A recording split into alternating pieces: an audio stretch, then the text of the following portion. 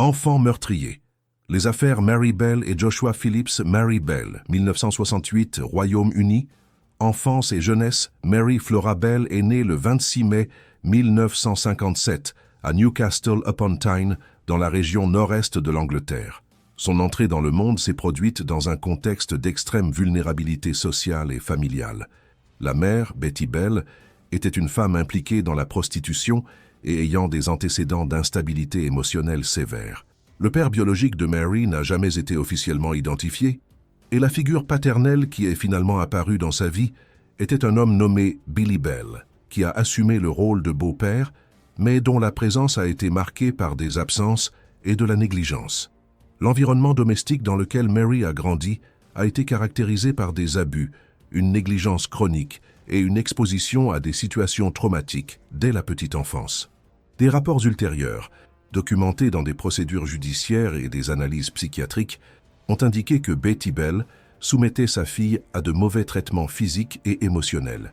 Il existe des registres selon lesquels Mary a été victime de tentatives d'empoisonnement et d'abus sexuels orchestrés par sa propre mère, qui aurait offert la fillette à des hommes en échange d'argent.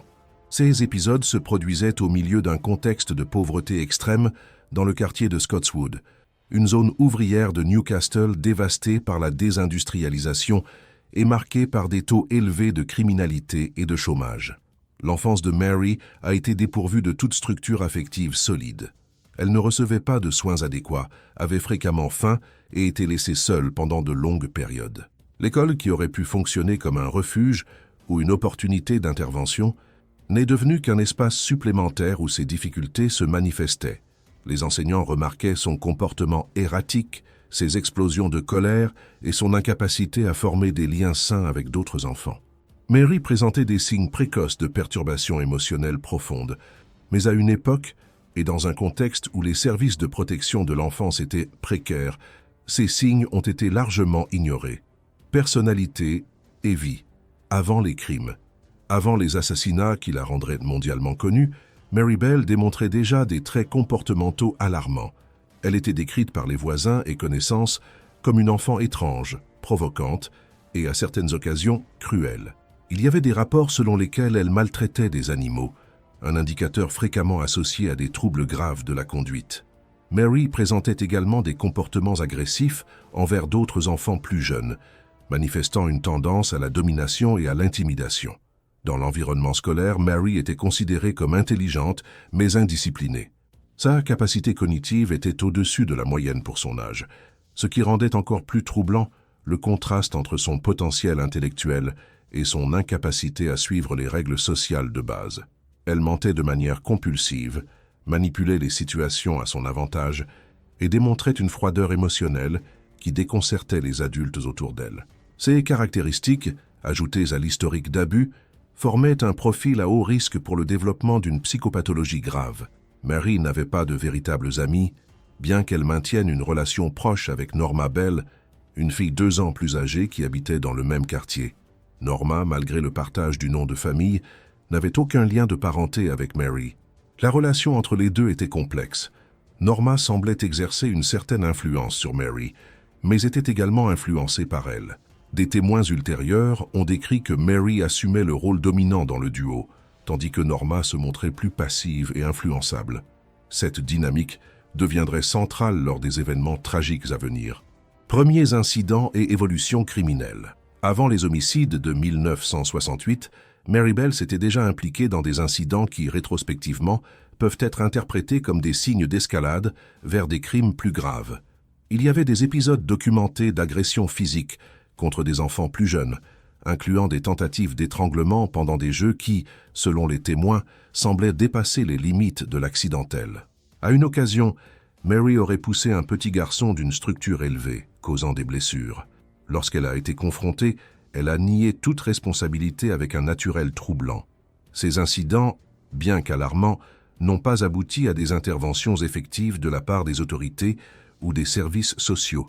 La communauté de Scotswood, ravagée par ses propres problèmes sociaux, ne disposait pas de ressources adéquates pour gérer une enfant aussi problématique. Les parents des victimes de ces premiers actes de violence attribuaient fréquemment les événements à des accidents ou à des espiègleries enfantines, sans comprendre la gravité du schéma comportemental qui se formait. La progression de Mary vers l'homicide n'a pas été soudaine, mais plutôt le résultat d'une trajectoire marquée par le traumatisme, la négligence et l'absence d'intervention adéquate. Chaque incident non résolu, chaque manifestation de cruauté ignorée, a contribué au renforcement de schémas comportementaux pathologiques qui culmineraient dans les événements tragiques de mai et juillet 1968. Modus operandi. Le modus operandi de Mary Bell dans les assassinats de Martin Brown et Brian Howe a révélé des caractéristiques qui distinguent ces crimes d'actes impulsifs ou accidentels. Dans les deux cas, la méthode employée a été l'étranglement manuel, un type d'homicide qui requiert une proximité physique intime avec la victime et un effort soutenu. Ce choix de méthode suggère non seulement une préméditation, mais aussi une disposition à exercer un contrôle absolu sur la victime pendant l'acte. Dans le premier assassinat, survenu le 25 mai 1968, Mary avait 10 ans. La victime, Martin Brown, n'avait que 4 ans. Le corps de Martin a été trouvé dans une maison abandonnée à Scotswood. La mort a initialement été traitée comme accidentelle, puisque la maison était en état de détérioration et qu'il y avait la possibilité que le garçon ait ingéré une substance toxique ou subi une chute. Cependant, des examens ultérieurs ont révélé des marques compatibles avec un étranglement, bien qu'il n'y ait eu, à ce moment-là, aucun suspect clair. Le comportement de Mary après l'assassinat de Martin a été particulièrement révélateur. Elle a démontré un intérêt morbide pour l'affaire, visitant la maison de la famille Brown et posant des questions sur le garçon mort. Ce comportement, bien qu'inhabituel, n'a pas soulevé de suspicion immédiate, car il a été interprété comme de la curiosité enfantine. Cependant, Mary et Norma ont été vus à plusieurs occasions rôdant autour du lieu du crime, et Mary a fait des commentaires qui, ultérieurement, seraient considérés comme hautement suspects. Le deuxième assassinat s'est produit le 31 juillet de la même année. La victime a été Brian Howe, âgé de 3 ans. Cette fois, le crime a présenté des éléments additionnels qui ont mis en évidence une escalade dans la violence. Brian a également été étranglé, mais son corps présentait des blessures post-mortem, incluant des marques de ciseaux et des mutilations superficielles. Ces blessures ont suggéré un comportement sadique, un besoin de continuer à interagir avec la victime même après la mort. Le corps de Brian a été trouvé dans une zone ouverte proche de blocs de béton, où les enfants avaient l'habitude de jouer. Le choix des victimes ne semble pas avoir été aléatoire. Tous deux étaient de petits garçons, vulnérables et facilement manipulables. Mary et Norma auraient attiré les enfants avec des promesses de jeu ou de promenade, profitant de la confiance enfantine. Cette capacité à tromper et manipuler des mineurs démontre un niveau de planification et de contrôle émotionnel inhabituel pour une enfant de 10 ans, renforçant la gravité des troubles psychologiques de Mary. Victimes confirmées et chronologie des assassinats. Les deux victimes confirmées de Mary Bell ont été Martin George Brown et Brian Edward Howe, tous deux de petits garçons habitant du même quartier de Scotswood à Newcastle-upon-Tyne. Martin Brown, né en 1964, avait 4 ans lorsqu'il a été assassiné. Brian Howe, né en 1965, avait 3 ans au moment de sa mort. Les deux familles étaient d'origine ouvrière, vivant dans des conditions de pauvreté typiques de la région dans les années 1960. La chronologie précise des événements est cruciale pour comprendre la nature des crimes. Le 25 mai 1968, le corps de Martin Brown a été découvert dans une maison vide située sur Scotswood Road.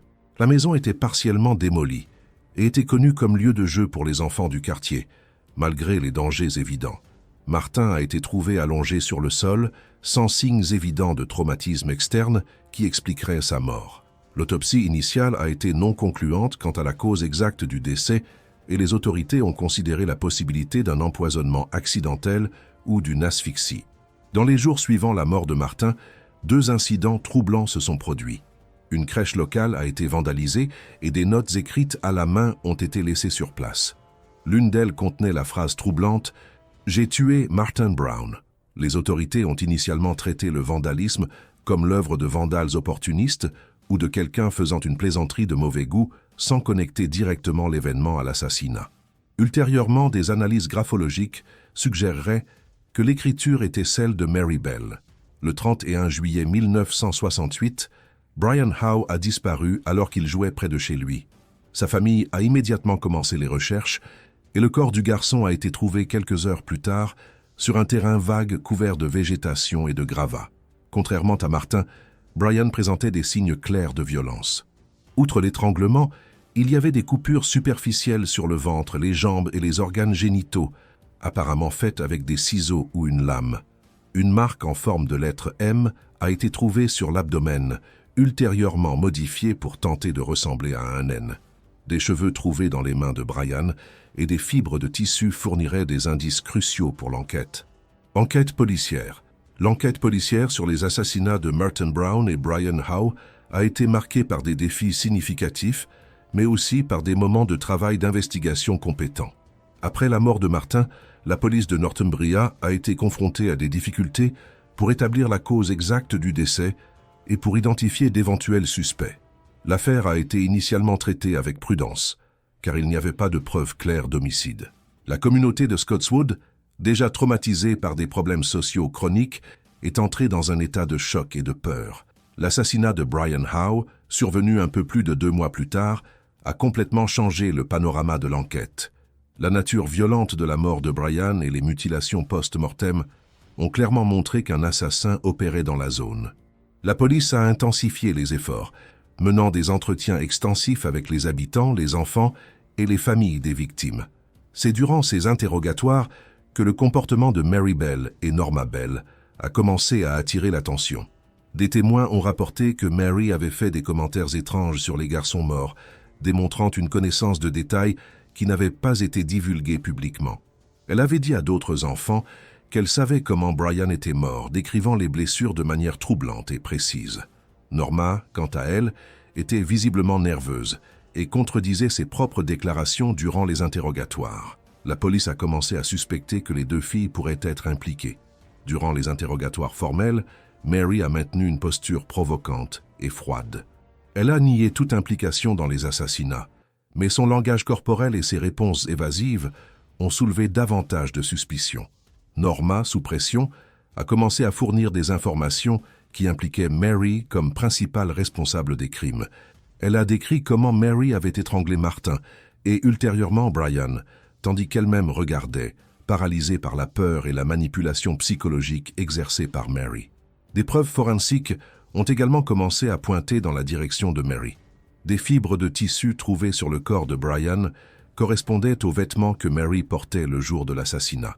Les ciseaux utilisés pour les mutilations ont été retracés jusqu'à la maison de Mary, où ils avaient été trouvés avec des résidus de sang. Face à l'ensemble des preuves, Mary Bell et Norma Bell ont été formellement accusées des assassinats en août 1968. Mary avait 11 ans au moment de l'arrestation, Norma 13. Capture et procès. Le procès de Mary Bell et Norma Bell a commencé en décembre 1968 à la Newcastle Assize Court, devant le juge Sir Ralph Cusack. L'affaire a attiré une attention nationale massive, non seulement en raison de la brutalité des crimes, mais principalement à cause de l'âge des accusés. L'idée qu'une enfant de 10 ans puisse commettre des assassinats prémédités défiait des conceptions profondément enracinées sur l'innocence enfantine et la capacité de discernement moral à des âges aussi précoces. L'accusation, menée par le procureur Rudolph Lyons, a présenté un dossier solide contre Mary Bell. Des témoins ont été appelés pour décrire le comportement troublant de Mary avant et après les assassinats. Des preuves forensiques, incluant les fibres de tissu et les ciseaux, ont été présentées au jury. Le témoignage de Norma Bell a été particulièrement préjudiciable pour Mary, car Norma a décrit en détail comment Mary avait commis les assassinats tandis qu'elle observait incapable d'intervenir. La défense de Mary a argumenté qu'elle souffrait de troubles psychologiques graves découlant des abus et de la négligence extrême qu'elle avait subie durant toute sa vie. Des psychiatres ont été appelés à témoigner sur l'état mental de Mary, la décrivant comme une enfant profondément traumatisée, incapable de comprendre pleinement la nature et les conséquences de ses actes. La défense a demandé que Mary soit considérée coupable d'homicide involontaire par responsabilité diminuée, et non de meurtre, argumentant qu'elle ne possédait pas la capacité mentale nécessaire pour former l'intention de tuer. Le jury a délibéré sur les accusations pendant plusieurs heures. Le 17 décembre 1968, le verdict a été annoncé. Mary Bell a été reconnue coupable de 2 chefs d'homicide involontaire par responsabilité diminuée. Le jury a accepté l'argument selon lequel, bien que Mary ait commis les actes ayant résulté dans les morts de Martin Brown et Brian Howe, sa capacité mentale était significativement compromise en raison des troubles psychologiques qu'elle présentait. Norma Bell, en revanche, a été acquittée de toutes les accusations, étant considérée comme un témoin manipulé par Mary et non comme une complice active. La sentence de Mary Bell a reflété la complexité de l'affaire. Étant donné qu'elle était mineure et que sa responsabilité diminuée avait été reconnue, elle ne pouvait pas être condamnée à la prison à perpétuité ou à la peine de mort, qui existait encore nominalement au Royaume-Uni pour certains crimes à l'époque. Au lieu de cela, Mary a été condamnée à la détention at Her Majesty's Pleasure, une forme de sentence indéterminée appliquée aux mineurs ayant commis des crimes graves. Cela signifiait que Mary resterait sous la garde de l'État jusqu'à ce que les autorités déterminent qu'elle ne représentait plus de danger pour la société. Diagnostic psychologique et troubles mentaux. Les évaluations psychiatriques réalisées avant et pendant le procès de Mary Bell ont révélé un tableau clinique complexe et sévèrement perturbé. Les psychiatres qui l'ont examinée ont conclu que Mary présentait des traits caractéristiques de troubles de la personnalité antisociale, bien que ce diagnostic formel soit rarement appliqué aux enfants en raison de la nature encore en développement de la personnalité à cette phase de la vie. Cependant, les signes étaient indéniables. Absence d'empathie, incapacité à ressentir un remords authentique, manipulation interpersonnelle, impulsivité et comportement cruel. Un des aspects les plus débattus a été la présence de traits sadiques chez Mary. Les blessures post-mortem infligées à Brian Howe, particulièrement les mutilations réalisées après la mort, indiquaient que Mary tirait une certaine forme de satisfaction psychologique de l'acte de causer du mal, même lorsque la victime ne pouvait plus ressentir de douleur. Ce comportement sadique n'est pas commun chez les enfants et est généralement considéré comme un indicateur de psychopathologie grave et de pronostic réservé. Les psychiatres ont également exploré les origines des troubles de Mary, traçant des connexions claires entre les abus sévères qu'elle avait subis dans l'enfance et le développement de sa pathologie. Le traumatisme chronique, spécialement les abus sexuels et physiques perpétrés par la mère, aurait empêché le développement normal des liens affectifs et de la capacité d'empathie. Mary n'a jamais appris à former des relations saines ou à internaliser des normes morales, car elle a grandi dans un environnement où la violence et l'exploitation étaient normalisées. Durant les évaluations, Mary a démontré une froideur émotionnelle marquante en discutant des assassinats. Elle n'a pas exprimé de regrets authentiques pour les morts de Martin et Brian, se référant aux événements de manière distante et factuelle, comme si elle décrivait quelque chose qu'elle avait vu à la télévision, et non des actes qu'elle avait elle-même commis. Cette déconnexion émotionnelle est caractéristique de certains troubles de la personnalité et suggère une rupture profonde dans la capacité de Mary à traiter et répondre émotionnellement à des situations qui provoqueraient normalement de la culpabilité ou de la tristesse. Malgré la gravité de ces troubles, les psychiatres ont également noté que Mary possédait une intelligence au-dessus de la moyenne et une capacité de raisonnement abstrait. Cette combinaison d'intelligence et de pathologie rendait son cas particulièrement difficile du point de vue thérapeutique. Le pronostic était incertain. Certains spécialistes croyaient qu'avec un traitement intensif et prolongé, Mary pourrait développer une certaine capacité d'empathie et de contrôle sur ses impulsions. D'autres étaient de plus pessimistes, suggérant que les dommages psychologiques étaient irréversibles. Répercussions et impact social. L'affaire Mary Bell a eu un impact profond et durable sur la société britannique. À l'époque du procès, les médias ont couvert l'affaire de manière extensive, souvent avec un ton sensationnaliste. Des titres choquants ont dominé les journaux. Et Mary a été fréquemment dépeinte comme un monstre, une enfant intrinsèquement mauvaise qui était née sans âme. Ce récit simpliste ignorait la complexité de son historique d'abus et les défaillances systémiques qui avaient permis qu'une enfant aussi traumatisée ne reçoive pas d'aide avant de commettre des crimes terribles. L'affaire a généré des débats passionnés sur l'âge de responsabilité criminelle. Au Royaume-Uni, l'âge minimum pour la responsabilisation pénale était et continue d'être 10 ans, l'un des plus bas d'Europe. Le procès de Mary Bell a mis en lumière des questions sur la question de savoir si des enfants aussi jeunes devaient être poursuivis criminellement, spécialement lorsqu'il existe des preuves claires d'abus et de négligence. Les défenseurs des droits de l'enfant ont argumenté que l'État avait échoué avec Mary bien avant qu'elle ne commette les assassinats, et que la poursuivre criminellement était un second échec, au lieu de reconnaître et d'aborder les causes sous-jacentes de son comportement. Mary Bell est restée sous garde de l'État jusqu'en 1980, lorsqu'elle a été libérée sous conditions rigoureuses à l'âge de 23 ans. Elle a reçu une nouvelle identité pour la protéger des représailles publiques et lui permettre de reconstruire sa vie. En 2003, la Haute Cour d'Angleterre et du Pays de Galles a accordé à Mary et à sa fille, née des années après sa libération, une ordonnance d'anonymat à vie. Cette ordonnance, connue comme une injonction contra mundum, contre le monde, interdit à toute personne de révéler l'identité actuelle de Mary Bell ou des informations qui pourraient mener à son identification ou à celle de sa fille. La décision d'accorder l'anonymat à vie a été controversée.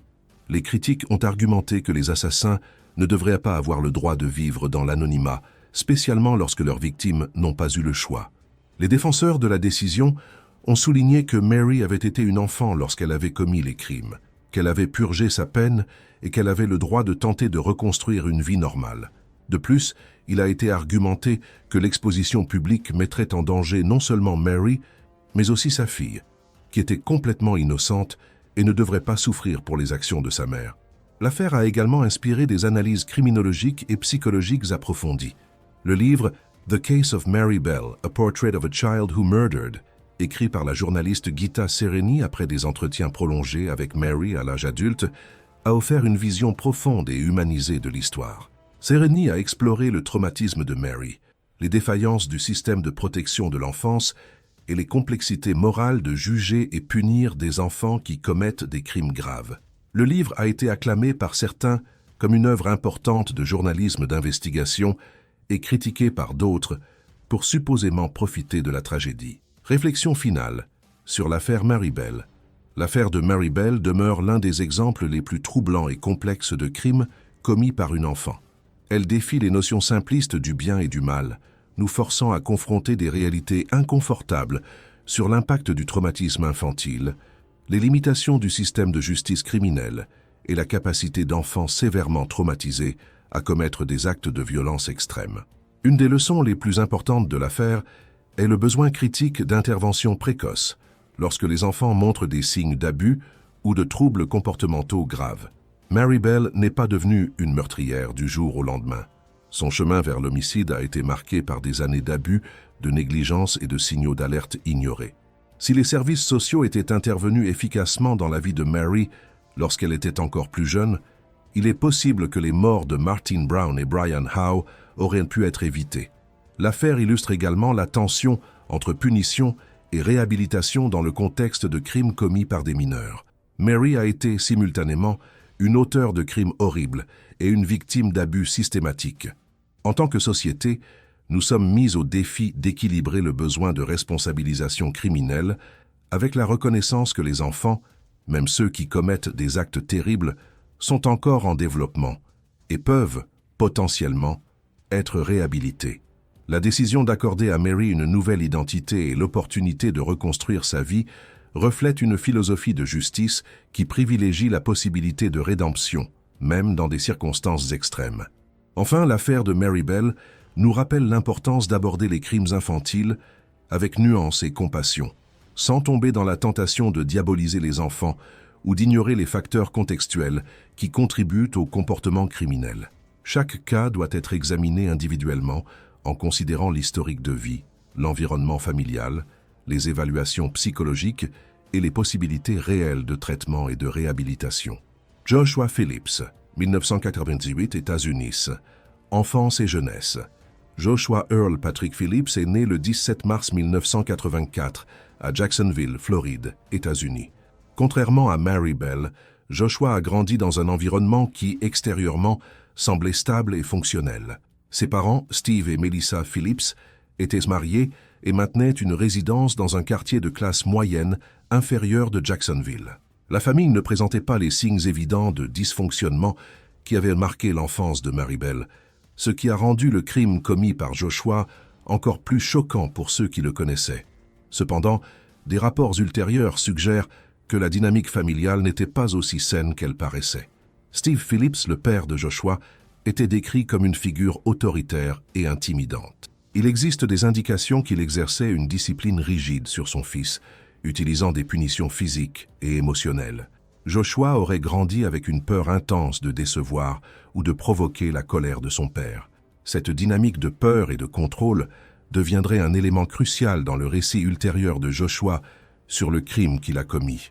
Melissa Phillips, la mère, était décrite comme une femme plus gentille, mais apparemment incapable de médier la relation tendue entre père et fils. Elle travaillait à l'extérieur du domicile et, selon certains rapports, n'était pas pleinement consciente de l'étendue de la peur que Joshua ressentait envers son père. La famille maintenait une façade de normalité devant la communauté, fréquentant des événements sociaux et maintenant des relations cordiales avec les voisins. Joshua n'a pas présenté les signes précoces de troubles de la conduite que Mary Bell avait démontrés. Il n'était pas connu pour maltraiter des animaux, agresser d'autres enfants ou présenter des comportements antisociaux graves. Cette absence de signaux d'alerte évidents a contribué au choc collectif lorsque le crime a été découvert. Cependant, une analyse plus attentive de son enfance révélerait quelques indicateurs de vulnérabilité psychologique, incluant l'anxiété, des difficultés à établir des limites appropriées et une préoccupation excessive à éviter les punitions. Personnalité et vie avant le crime. À l'adolescence, Joshua Phillips était perçu par les camarades et professeurs comme un jeune tranquille, voire même timide. Il fréquentait la Southside Middle School et avait une performance académique moyenne. Il n'était pas particulièrement populaire, mais n'était pas non plus isolé socialement. Il avait quelques amis et participait occasionnellement à des activités sportives, démontrant un intérêt pour le baseball, un sport qui, ironiquement, jouerait un rôle dans le récit du crime. Les professeurs qui ont côtoyé Joshua avant le crime l'ont décrit comme un élève poli et obéissant, qui causait rarement des problèmes en classe. Il ne se distinguait ni positivement ni négativement, semblant préférer rester discret et éviter d'attirer l'attention sur lui. Cette tendance à éviter le centre de l'attention peut avoir été, en partie, une stratégie d'autoconservation développée en réponse à l'environnement domestique contrôlant. Les voisins de la famille Phillips n'ont pas non plus rapporté de comportements alarmants de la part de Joshua. Il interagissait occasionnellement avec d'autres enfants du quartier, incluant Madeleine Clifton, une fillette de 8 ans qui vivait à quelques maisons de distance. Maddie, comme elle était affectueusement appelée, était une enfant joyeuse et sociable, connue pour jouer fréquemment dans les rues du quartier avec d'autres enfants.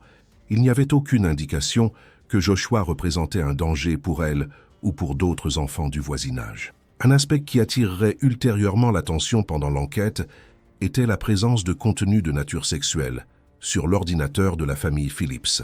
Durant les perquisitions réalisées après la découverte du crime, les enquêteurs ont trouvé des preuves que Joshua avait accédé à du matériel pornographique, incluant du contenu impliquant de la violence. La défense tenterait d'introduire cette preuve en jugement, suggérant que l'exposition à de tels matériaux aurait pu influencer le comportement de Joshua, mais le juge a considéré cette ligne d'argumentation inadmissible, déterminant qu'il n'y avait pas de lien de causalité prouvé entre l'accès à la pornographie et la commission du crime. Premiers incidents et contexte du crime. Contrairement à l'affaire Mary Bell, il n'existe pas de registre d'incidents violents antérieurs impliquant Joshua Phillips. L'assassinat de Maddie Clifton n'a pas été précédé par une escalade observable de comportements agressifs ou criminels. Cette absence d'antécédents rend le crime encore plus difficile à comprendre et à classifier. A-t-il été un acte isolé de violence extrême, commis par un adolescent sans historique connu d'agressivité? Le contexte immédiat du crime, selon la version présentée par Joshua dans des dépositions ultérieures, a commencé dans l'après-midi du 3 novembre 1998. Ce jour-là, Joshua jouait au baseball dans la cour de sa maison lorsque, selon lui, il a accidentellement frappé Maddie Clifton avec la balle. La fillette, qui passait par le lieu, aurait commencé à pleurer après avoir été frappée. Joshua, craignant d'être sévèrement puni par son père si ce dernier découvrait l'incident, aurait emmené Maddie à l'intérieur de la maison avec l'intention de la calmer et d'éviter qu'elle ne raconte aux parents ce qui s'était passé. Le récit de Joshua sur les événements subséquents est troublant et soulève des questions sur la préméditation, l'impulsion et la capacité de contrôle. Selon sa version, en tentant de faire taire les pleurs de Maddie, il aurait agi de manière de plus en plus violente. D'abord, il aurait utilisé ses mains pour tenter d'étouffer les sons. Lorsque cela n'a pas fonctionné, il a pris une batte de baseball et a frappé la fillette plusieurs fois à la tête. Malgré cela, Maddie était encore consciente et faisait du bruit. C'est alors que Joshua, dans un acte de violence extrême, a pris un couteau et a coupé la gorge de la victime, en plus d'infliger de multiples coups de couteau dans le thorax, résultant finalement en sa mort. Cette séquence d'événements, telle que décrite par Joshua, suggère que l'assassinat n'a pas été un acte impulsif unique, mais plutôt une série de décisions prises au cours d'une période de temps. Chaque action a représenté un choix d'escalader la violence au lieu de chercher de l'aide ou d'interrompre les actes. L'escalade de la violence, de l'utilisation des mains à la batte et finalement au couteau, indique une détermination à atteindre un objectif spécifique, faire taire Maddie définitivement. Modus operandi. Le modus operandi de Joshua Phillips dans l'assassinat de Maddie Clifton diffère significativement du schéma observé dans les crimes de Mary Bell. Alors que Mary a démontré un comportement apparemment calculé et sadique, avec des preuves de plaisir dérivées de l'acte de causer du mal, le crime de Joshua semble avoir été motivé initialement par la panique et la peur des conséquences d'un accident. Cependant, la brutalité et la persistance de la violence défient une interprétation purement situationnelle ou accidentelle. Après avoir tué Maddie, Joshua a été confronté au problème de cacher le corps. Au lieu de chercher de l'aide ou de confesser ce qui s'était passé, il a pris la décision de cacher la victime. Il a traîné le corps de Maddie jusqu'à sa chambre et l'a placé à l'intérieur de la structure de son lit à eau. Le lit de type waterbed avait une base en bois avec un espace interne. Et c'est dans ce compartiment que Joshua a caché le corps, le couvrant de draps et d'objets personnels. Cette action démontre une présence d'esprit et une capacité de planification, même au milieu de ce qu'il décrirait ultérieurement comme de la panique et de la confusion. Dans les jours suivant la mort de Maddie, Joshua a continué sa routine normalement.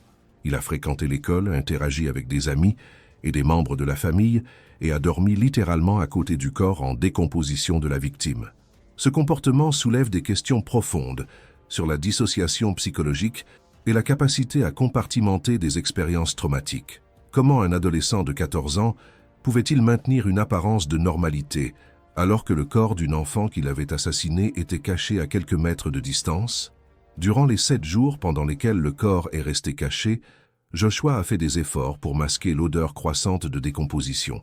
Il a utilisé des produits de nettoyage et des désodorisants dans la chambre, tentant d'expliquer l'odeur forte comme résultant d'un déversement de liquide ou de problèmes avec le lit à eau. Ses parents, apparemment sans rien suspecter d'extraordinaire, ont accepté ces explications, bien que Melissa Phillips ait ultérieurement rapporté qu'elle avait perçu une odeur désagréable, mais n'avait pas pu en identifier l'origine. Victime et chronologie des faits. Madeleine Ray Clifton, connue comme Maddie, est née en 1990. Elle était la plus jeune fille de Steve et Sheila Clifton, qui avaient également un autre fils. La famille Clifton vivait dans une maison modeste dans le même quartier que les Phillips, et Maddie était une présence chérie dans la communauté. Elle fréquentait l'école primaire locale, était décrite comme une fillette joyeuse, pleine d'énergie et de curiosité. Maddie aimait jouer à l'extérieur, faire du vélo et interagir avec d'autres enfants du quartier. Dans l'après-midi du 3 novembre 1998, Maddie est sortie de chez elle pour jouer, comme elle le faisait régulièrement. Elle a été vue pour la dernière fois vers 5 heures de l'après-midi, lorsqu'elle serait allée chez les Phillips. Lorsque le soir est arrivé et que Maddie n'est pas rentrée à la maison, ses parents se sont immédiatement inquiétés. La famille Clifton a commencé des recherches dans le quartier, appelant le nom de Maddie et demandant aux voisins et amis s'ils l'avaient vue. Lorsque les recherches initiales n'ont produit aucun résultat, la police de Jacksonville a été appelée. La police a traité l'affaire comme une disparition d'enfants de haute priorité. Une recherche intensive a été organisée, impliquant des policiers, des volontaires de la communauté et des chiens renifleurs. Des affiches avec la photo de Maddie ont été distribuées dans toute la ville. Les médias locaux ont couvert l'affaire de manière extensive, et l'histoire de Maddie est rapidement devenue un titre régional. Les parents de Maddie ont fait des appels émouvants à la télévision, implorant pour des informations sur le lieu où se trouvait leur fille. Durant les 7 jours pendant lesquels Maddie a été disparue, la communauté de Jacksonville a vécu dans un état d'anxiété et de peur. Des théories sur ce qui aurait pu arriver à la fillette ont proliféré. Aurait-elle été kidnappée? Aurait-elle fugué de chez elle? Aurait-elle subi un accident? La possibilité qu'elle soit morte était considérée, mais personne dans la communauté n'imaginait que son corps serait si proche, caché dans la maison d'un voisin adolescent qui continuait sa routine normalement. Le 10 novembre 1998, une semaine après la disparition, la vérité a été découverte de manière troublante. Melissa Phillips, la mère de Joshua, nettoyait la chambre de son fils lorsqu'elle a remarqué une tache sombre sortant de sous le lit à eau. Préoccupée par ce qui semblait être une fuite importante, elle a décidé d'enquêter et a commencé à démonter la structure du lit. Ce qu'elle a trouvé était le corps de Maddie Clifton dans un état avancé de décomposition. Melissa a immédiatement appelé la police et Joshua a été arrêté quelques instants plus tard dans son école. Enquête policière. L'enquête policière sur la disparition de Maddie Clifton avait été intense dès le premier moment. La police de Jacksonville a mobilisé des ressources significatives pour retrouver la fillette, menant des recherches porte à porte, interrogeant des habitants et analysant d'éventuels indices. Ironiquement, la maison de la famille Phillips avait été l'une de celles visitées lors des recherches initiales. Des policiers avaient conversé avec Joshua et ses parents, mais n'avaient rien trouvé de suspect. Joshua, maintenant son sang-froid, avait nié avoir vu Maddie ce jour-là. Lorsque Melissa Phillips a trouvé le corps et appelé la police, la réponse a été immédiate. Les enquêteurs de la division des homicides sont arrivés rapidement à la résidence et ont isolé la scène de crime. La chambre de Joshua a été traitée comme lieu de crime et une perquisition minutieuse a été réalisée. Outre le corps de Maddie, les enquêteurs ont trouvé des preuves de sang dans la chambre, des instruments qui avaient été utilisés dans le crime, incluant la batte de baseball et le couteau, et des tentatives de nettoyage que Joshua avait faites pour enlever des traces de l'assassinat. Joshua a été détenu à la Southside Middle School et emmené pour interrogatoire. Durant l'interrogatoire initial, il a confessé avoir tué Maddie Clifton. Sa confession a été détaillée, décrivant comment l'accident avec la balle de baseball avait mené à une série d'événements qui avaient culminé dans l'assassinat. Joshua a exprimé du remords, affirmant qu'il n'avait jamais eu l'intention de tuer Maddie, mais qu'il avait paniqué et n'avait pas pu s'arrêter. L'autopsie de Maddie a confirmé la version de Joshua sur la méthode de l'assassinat. Elle avait subi un traumatisme contondant sévère à la tête, compatible avec des coups d'un objet lourd comme une batte de baseball. Sa gorge avait été coupée et il y avait de multiples coups de couteau dans le thorax et l'abdomen. La cause de la mort a été déterminée comme étant une combinaison de traumatisme crânien et d'hémorragie découlant des coupures et coups de couteau. Le médecin légiste a confirmé que Maddie avait survécu initialement au coup avec la batte, ce qui corroborait l'affirmation de Joshua qu'elle était encore consciente lorsqu'il a pris le couteau. L'enquête s'est également concentrée sur l'historique de Joshua et sur d'éventuels motifs au-delà de l'explication qu'il avait fournie. Des psychologues forensiques ont été appelés pour évaluer Joshua et déterminer son état mental au moment du crime et sa capacité à comprendre la nature de ses actes. Ces évaluations deviendraient centrales durant le procès, lorsque la défense tenterait d'argumenter que Joshua ne devrait pas être jugé comme adulte en raison de son âge et des circonstances. Capture et procès. Joshua Phillips a été formellement accusé de meurtre au premier degré, l'accusation la plus grave dans le système légal de la Floride.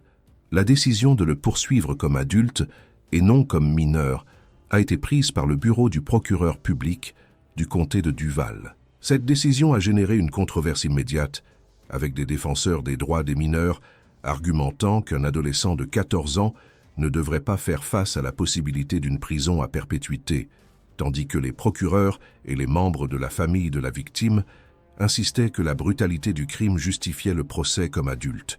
Le procès a commencé en juillet 1999, moins d'un an après le crime. L'accusation a présenté un dossier solide, basé sur la confession de Joshua, les preuves forensiques et le témoignage d'experts sur la nature du crime.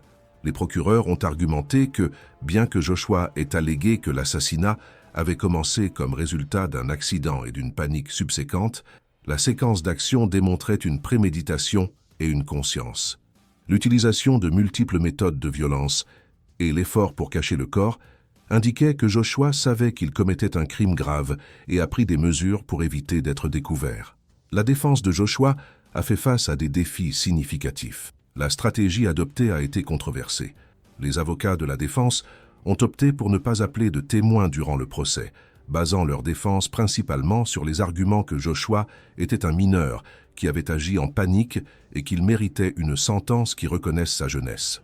Cette décision stratégique serait ultérieurement critiquée par des experts juridiques et par la propre famille de Joshua, qui ont argumenté qu'une défense plus robuste, incluant des témoignages d'experts en développement adolescent et en neurosciences, aurait pu résulter en un verdict ou une sentence différent. Durant le procès, des témoignages émouvants de la famille Clifton ont profondément impacté le jury et les personnes présentes au tribunal. Les parents de Maddie ont décrit l'agonie de passer une semaine à chercher leur fille, sans savoir qu'elle était morte à quelques maisons de distance. Ils ont parlé de la joie que Maddie apportait à leur vie et du vide insupportable laissé par sa mort. Ces déclarations d'impact sur la victime sont une composante standard des procès pour homicide aux États-Unis, permettant aux familles des victimes d'exprimer directement au tribunal l'effet du crime. Le jury a délibéré pendant approximativement 2 heures avant de revenir avec un verdict de coupable de meurtre au premier degré. La rapidité de la délibération a indiqué que les jurés n'ont pas eu de doute significatif sur la culpabilité de Joshua. Le 20 août 1999, le juge Brian G. Davis a prononcé la sentence « Prison à perpétuité sans possibilité de libération conditionnelle ». À l'époque, c'était une sentence obligatoire pour homicide au premier degré en Floride, même lorsque le condamné était un mineur jugé comme adulte. Diagnostic psychologique et débats légaux. Contrairement à l'affaire Mary Bell, où les évaluations psychiatriques ont clairement identifié des troubles mentaux graves, le profil psychologique de Joshua Phillips est resté plus ambigu. Il n'a pas reçu de diagnostic formel de schizophrénie ou de troubles de la personnalité antisociale. Les évaluations psychologiques réalisées avant et durant le jugement ont suggéré que Joshua ne présentait pas de psychopathologie sévère évidente, ce qui a rendu le crime encore plus déconcertant pour les professionnels et les observateurs. Durant les préparatifs du procès, la défense a tenté d'introduire des preuves de possibles anormalités neurologiques. Des examens cérébraux auraient identifié des lésions bilatérales dans le lobe frontal de Joshua, région du cerveau associée au contrôle des impulsions, à la planification et au jugement moral. La défense a argumenté que ces lésions auraient pu compromettre la capacité de Joshua à contrôler son comportement et à prendre des décisions rationnelles au moment du crime. Cependant, le juge a considéré ces preuves inadmissibles, déterminant qu'il n'y avait pas de lien de causalité suffisamment établi entre les lésions cérébrales et la commission de l'assassinat. La question du développement cérébral adolescent est devenue centrale dans les débats ultérieurs sur la sentence de Joshua. Les recherches en neurosciences démontrent que le cerveau adolescent, particulièrement le cortex préfrontal responsable du jugement et du contrôle des impulsions, est encore en développement. Les adolescents sont plus enclins à agir impulsivement, à ne pas considérer pleinement les conséquences de leurs actions et à être influencés par des émotions intenses comme la peur et la panique. Ces découvertes scientifiques soulèvent des questions sur la question de savoir si les adolescents devraient être tenus responsables de la même manière que les adultes pour des crimes commis alors que leurs cerveaux sont encore en développement. En 2012, la Cour suprême des États-Unis a prononcé une décision historique dans l'affaire Miller v. Alabama. La Cour a déterminé que les sentences obligatoires de prison à perpétuité sans possibilité de libération conditionnelle pour les mineurs violaient le 8e amendement de la Constitution, qui interdit les punitions cruelles et inhabituelles.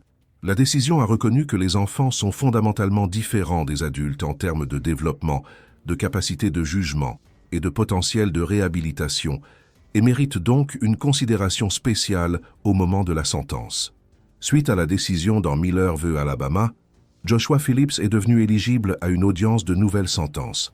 En 2017, une nouvelle audience a été tenue où le juge devait considérer des facteurs spécifiques liés à la jeunesse de Joshua au moment du crime, incluant sa maturité, son environnement familial, les circonstances du crime et son potentiel de réhabilitation. Durant cette audience, pour la première fois, des preuves plus extensives sur l'historique de Joshua ont été présentées, incluant des témoignages sur la discipline rigide et l'environnement de peur créé par son père. Malgré ces nouvelles preuves et les arguments de la défense sur le développement adolescent, le juge a opté pour maintenir la sentence de prison à perpétuité. Cependant, la sentence a été modifiée pour permettre des révisions périodiques, conformément aux exigences de la législation de la Floride après Miller v. Alabama. Cela signifie que Joshua aura des opportunités futures de chercher une modification de sa sentence, bien que de telles demandes doivent démontrer une réhabilitation significative et ne pas représenter de danger pour la société. Répercussions et impact social. L'affaire Joshua Phillips a eu un impact profond sur la communauté de Jacksonville et a généré des débats nationaux sur la justice juvénile aux États-Unis. La nature choquante du crime, un adolescent apparemment normal, assassinant une enfant voisine et vivant avec le corps pendant une semaine, a défié les perceptions sur qui est capable de commettre des actes de violence extrême. L'affaire a été extensivement couverte par les médias nationaux, apparaissant dans des programmes télévisés sur les crimes réels et générant des discussions sur les causes et la prévention de la violence juvénile. Pour la communauté de Jacksonville, l'affaire a laissé des cicatrices durables. La famille Clifton ne s'est jamais complètement remise de la perte de Maddie. Steve et Sheila Clifton sont devenus des défenseurs de lois plus strictes contre les crimes violents commis par des mineurs et ont participé activement à des audiences et des débats publics sur le système de justice juvénile. Ils se sont constamment opposés à toute possibilité de libération de Joshua, argumentant que la brutalité du crime et la souffrance qu'il a causée justifient une prison à perpétuité sans exception. L'affaire a également alimenté des débats plus larges sur la punition versus la réhabilitation dans le contexte de crimes commis par des jeunes. Les défenseurs de la réforme du système de justice juvénile argumentent que condamner des adolescents à la prison à perpétuité est contre-productif et ignorent les preuves scientifiques sur le développement cérébral et la capacité de changement. Ils pointent des études démontrant que de nombreux jeunes qui commettent des crimes graves, même des crimes violents, peuvent être réhabilités avec des interventions appropriées et ne représentent pas de danger pour la société à l'âge adulte. D'autre part, les procureurs et les défenseurs des victimes argumentent que certains crimes sont si graves qu'ils justifient des sentences sévères indépendamment de l'âge de l'auteur. Ils craignent que des approches plus clémentes puissent échouer à protéger la société et ne fournissent pas une justice adéquate aux victimes et à leurs familles. L'affaire Joshua Phillips est devenue un point focal dans ces débats, cité par les deux camps comme exemple de leurs arguments respectifs. Les médias ont joué un rôle significatif dans le façonnement de la perception publique de l'affaire. Certains médias ont dépeint Joshua comme un monstre, mettant l'accent sur la brutalité du crime et sa capacité apparente à continuer sa vie normalement alors que le corps de Maddie était dans sa chambre. D'autres couvertures ont exploré les nuances de l'affaire, questionnant si un adolescent de 14 ans devrait recevoir une prison à perpétuité et examinant les facteurs qui auraient pu contribuer au crime, incluant la dynamique familiale et la discipline sévère alléguée du père. Des documentaires et des programmes télévisés sur l'affaire continuent d'être produits, maintenant l'histoire dans la conscience publique des décennies après les événements. Ces programmes présentent fréquemment des entretiens avec des enquêteurs, des professionnels juridiques et des membres de la communauté, offrant différentes perspectives sur le crime et ses conséquences.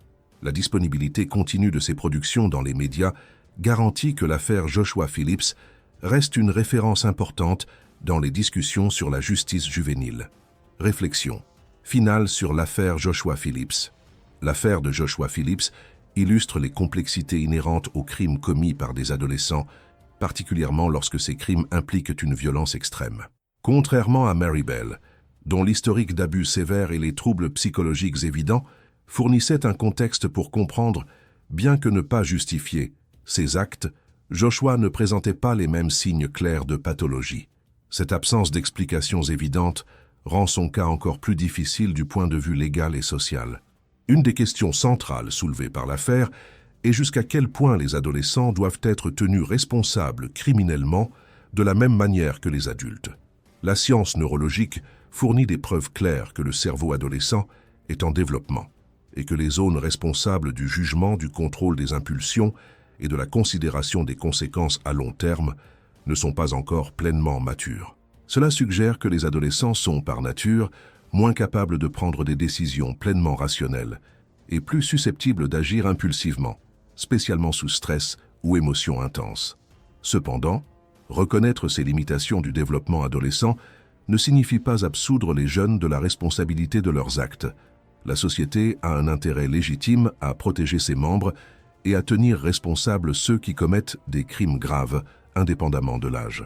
Le défi est de trouver un équilibre entre reconnaître les différences développementales des adolescents et garantir la justice pour les victimes et la sécurité pour la communauté. L'affaire souligne également l'importance d'examiner les facteurs contextuels qui peuvent contribuer au comportement criminel chez les jeunes. L'allégation de Joshua selon laquelle il a agi en panique en raison de la peur de la réaction de son père, bien que ne justifiant pas l'assassinat, pointe vers l'influence de dynamiques familiales dysfonctionnelles sur le comportement adolescent. Les environnements domestiques caractérisés par la peur, le contrôle excessif et les punitions sévères peuvent créer des pressions psychologiques intenses qui, dans des circonstances extrêmes, contribuent à des décisions catastrophiques. La question de la réhabilitation est particulièrement pertinente dans le cas de Joshua. Lorsqu'un jeune de 14 ans commet un crime terrible, devons-nous conclure qu'il est irrémédiablement perdu? Ou existe-t-il une possibilité réelle de changement et de rédemption? La réponse à cette question a des implications profondes non seulement pour Joshua, mais pour la façon dont la société aborde la justice juvénile de manière plus large. Si nous croyons que les personnes peuvent changer, spécialement lorsqu'elles sont encore dans des phases formatives du développement, alors des sentences qui éliminent complètement la possibilité d'une éventuelle libération semblent contredire ce principe. D'autre part, la douleur et la souffrance de la famille Clifton sont réelles et permanentes. Maddie n'aura jamais l'opportunité de grandir, de former des relations, de poursuivre ses rêves ou de contribuer à la société. Sa vie a été brutalement terminée à l'âge de 8 ans. Pour sa famille, aucune sentence ne sera suffisante pour compenser cette perte incommensurable. C'est le dilemme central des systèmes de justice criminelle. Comment équilibrer les besoins de punition, de réhabilitation, de protection sociale et de respect des victimes? L'affaire Joshua Phillips demeure comme un rappel sobre des capacités de violence qui peuvent exister même chez des individus jeunes et apparemment normaux. Elle nous met au défi de questionner les suppositions sur l'innocence infantile et adolescente sans tomber dans l'extrême opposé de traiter les jeunes délinquants comme des criminels irrécupérables. Chaque cas doit être évalué individuellement en considérant tous les facteurs pertinents: la nature du crime, l'historique de l'auteur, les évaluations psychologiques, les circonstances contextuelles et, de manière cruciale, le potentiel de changement et de réhabilitation. Considération finale. Analyse comparative des affaires. Les affaires de Mary Bell et Joshua Phillips, bien que séparées par 3 décennies et survenues sur des continents différents, offrent des opportunités précieuses de réflexion comparative sur les crimes commis par des enfants et des adolescents. Les 2 affaires ont impliqué des jeunes qui ont ôté des vies innocentes, mais les circonstances, les contextes et les réponses du système de justice ont présenté des différences significatives qui éclairent des questions plus larges sur la responsabilité criminelle juvénile.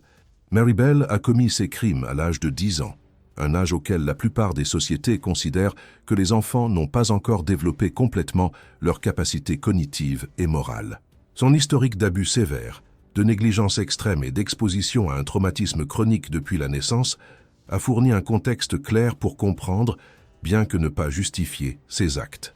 Les évaluations psychiatriques ont identifié des troubles graves de la conduite et des traits sadiques, indiquant une pathologie mentale significative. Le système de justice britannique, reconnaissant ces facteurs, l'a condamné pour homicide involontaire avec responsabilité diminuée et non pour meurtre, reconnaissant que sa capacité mentale était compromise.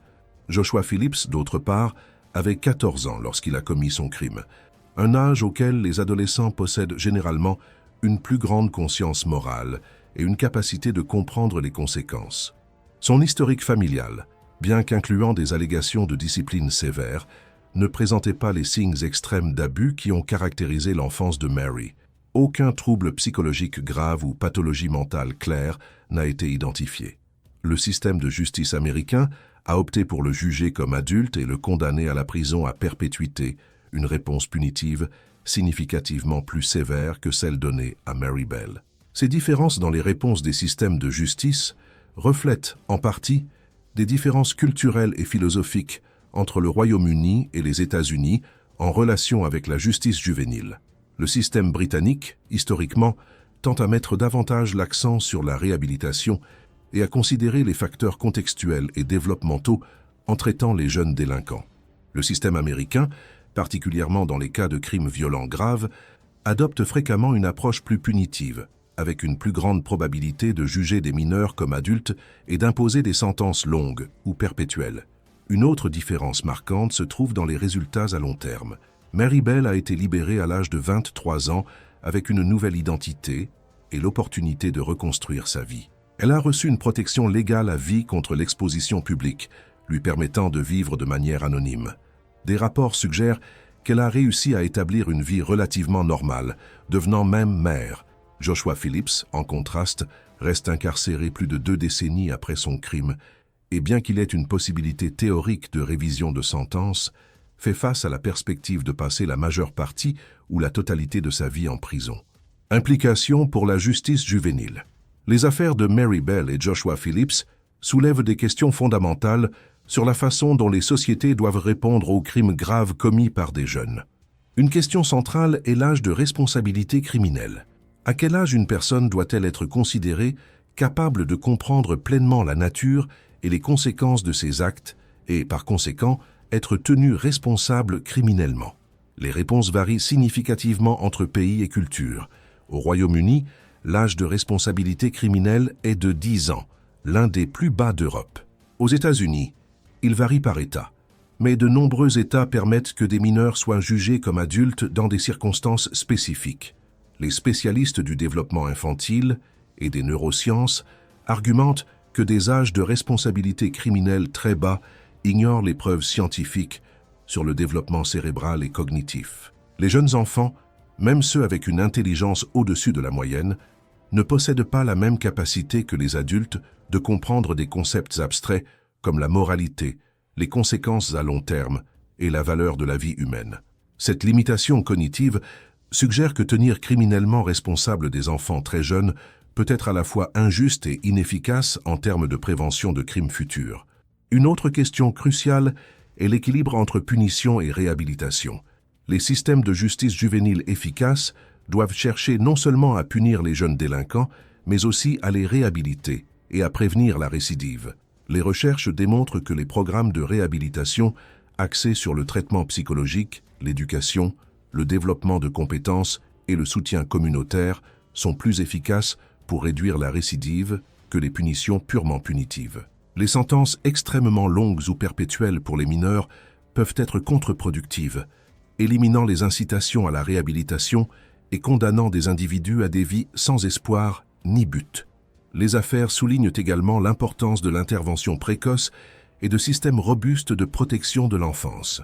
Mary Bell a démontré des signes clairs de troubles et de traumatisme bien avant de commettre des assassinats. Si elle avait reçu une intervention adéquate, un traitement psychologique et été retirée de l'environnement abusif, il est possible que les assassinats auraient pu être évités. De même, si les dynamiques familiales de Joshua avaient été identifiées et abordées, et s'il avait reçu un soutien pour gérer l'anxiété et la peur, le tragique assassinat de Maddie Clifton aurait pu ne jamais se produire. Les investissements dans les services sociaux, la santé mentale infantile, l'éducation et le soutien familial sont, par conséquent, non seulement des questions de bien-être social, mais aussi de prévention criminelle. Identifier les enfants à risque, intervenir précocement et fournir les ressources nécessaires aux familles en difficulté peut prévenir le développement de trajectoires qui mènent à des comportements criminels graves. Le rôle du traumatisme et de l'environnement familial. Les deux affaires illustrent le rôle critique que le traumatisme et l'environnement familial jouent dans le développement de comportements pathologiques chez les enfants et les adolescents. Mary Bell a grandi dans l'un des environnements les plus toxiques et abusifs imaginables, sujette à la violence physique, aux abus sexuels, à la négligence extrême et possiblement à des tentatives d'homicide de la part de sa propre mère. Ces expériences traumatiques, particulièrement lorsqu'elles se produisent durant des périodes critiques du développement cérébral, peuvent causer des dommages profonds et durables à la capacité d'une enfant à former des liens sains, développer l'empathie et réguler les émotions. Les neurosciences modernes démontrent qu'un traumatisme sévère et chronique durant l'enfance peut littéralement altérer la structure et la fonction du cerveau en développement. Les zones responsables de la régulation émotionnelle, du contrôle des impulsions et du traitement des menaces peuvent être affectées, résultant en une plus grande propension aux comportements agressifs, des difficultés dans les relations interpersonnelles et des problèmes de santé mentale tout au long de la vie. Le concept de traumatisme complexe, qui décrit l'exposition prolongée à de multiples formes de traumatisme durant des périodes développementales critiques, fournit un cadre pour comprendre comment des enfants comme Mary Bell développent des pathologies si graves. L'affaire de Joshua Phillips, bien que ne présentant pas le même niveau d'abus extrême, pointe encore vers l'influence de dynamiques familiales problématiques. L'allégation selon laquelle Joshua vivait avec une peur intense de son père et de punitions sévères suggère un environnement domestique caractérisé par un contrôle excessif et un manque de sécurité émotionnelle. Les recherches indiquent que les enfants élevés dans des environnements de peur constante peuvent développer des stratégies d'adaptation mal adaptées, incluant des comportements évasifs, la malhonnêteté et, dans des cas extrêmes, la violence lorsqu'ils sont confrontés à des situations qu'ils perçoivent comme menaçantes. Ces observations ne doivent pas être interprétées comme des excuses pour les comportements criminels. De nombreux enfants grandissent dans des environnements abusifs ou difficiles et ne commettent pas de crimes violents. Cependant, reconnaître le rôle du traumatisme et de l'environnement familial est essentiel pour développer des stratégies efficaces de prévention et d'intervention. Il est également crucial pour garantir que les réponses du système de justice soient proportionnelles et considèrent tous les facteurs pertinents au lieu de simplement punir sans comprendre les contextes sous-jacents. Dilemme éthique et philosophique. Les affaires de Mary Bell et Joshua Phillips nous confrontent à des dilemmes éthiques et philosophiques profonds qui n'ont pas de réponse facile. Un de ces dilemmes implique la tension entre justice rétributive et justice restaurative. La justice rétributive se concentre sur une punition proportionnelle aux crimes commis, basée sur le principe que ceux qui causent du mal doivent subir des conséquences. La justice restaurative, d'autre part, met l'accent sur la réparation des dommages, la réhabilitation des délinquants et la guérison des communautés, cherchant à transformer des situations négatives en opportunités de croissance et de changement. Dans le contexte de crimes commis par des jeunes, particulièrement des crimes violents graves, ces deux paradigmes entrent fréquemment en conflit. Les familles de victimes recherchent naturellement la justice dans un sens rétributif, désirant que ceux qui ont ôté la vie de leurs êtres chers fassent face à des punitions sévères. Les sociétés ont également un intérêt légitime à protéger leurs membres et à envoyer des messages clairs que certains comportements ne seront pas tolérés. Cependant, les approches purement rétributives peuvent échouer à reconnaître la capacité de changement, spécialement chez les individus jeunes dont les personnalités et les capacités sont encore en formation. Un autre dilemme implique le libre arbitre et le déterminisme. Jusqu'à quel point les individus, particulièrement les enfants et les adolescents, sont-ils libres de choisir leur comportement et jusqu'à quel point sont-ils déterminés par des facteurs au-delà de leur contrôle, comme la génétique, l'environnement familial, le traumatisme et la structure cérébrale? Si nous acceptons qu'une grande partie du comportement humain est influencée, sinon déterminée, par des facteurs contextuels, alors la notion de responsabilité morale individuelle devient plus complexe. Cela ne signifie pas éliminer la responsabilité, mais suggère le besoin d'une compréhension plus nuancée qui considère tous les facteurs pertinents lors de l'évaluation de la culpabilité et de la détermination des réponses appropriées. La question de la possibilité de rédemption est également fondamentale. Les sociétés doivent-elles croire que les personnes qui ont commis des actes terribles, incluant des meurtres, peuvent changer fondamentalement et devenir des membres productifs et non dangereux de la société? La réponse à cette question a des implications profondes pour les politiques de sentence, les programmes de réhabilitation et les possibilités d'éventuelle libération. L'affaire de Mary Bell, qui a apparemment réussi à reconstruire sa vie après sa libération, suggère que la rédemption est possible, au moins dans certains cas. L'incarcération continue de Joshua Phillips reflète le scepticisme sur ses possibilités ou une valorisation plus grande d'objectifs rétributifs. Leçon pour la société. Les affaires de Mary Bell et Joshua Phillips offrent des leçons importantes pour les sociétés qui cherchent à prévenir les crimes juvéniles et à y répondre efficacement lorsqu'ils se produisent. La première leçon est l'importance critique de systèmes robustes de protection de l'enfance. Les enfants dans des situations d'abus, de négligence ou de traumatisme doivent être identifiés précocement et recevoir des interventions appropriées. Cela requiert un investissement dans les services sociaux, la formation de professionnels pour reconnaître les signaux d'alerte et la volonté politique d'intervenir, même lorsque les circonstances sont complexes ou difficiles. La deuxième leçon implique la nécessité de systèmes de justice juvénile qui équilibrent la responsabilisation avec la reconnaissance des différences développementales entre jeunes et adultes. Les politiques qui transfèrent automatiquement les mineurs vers des tribunaux pour adultes ou imposent des sentences obligatoires sans considérer les circonstances individuelles ignorent les preuves scientifiques sur le développement cérébral et la capacité de changement.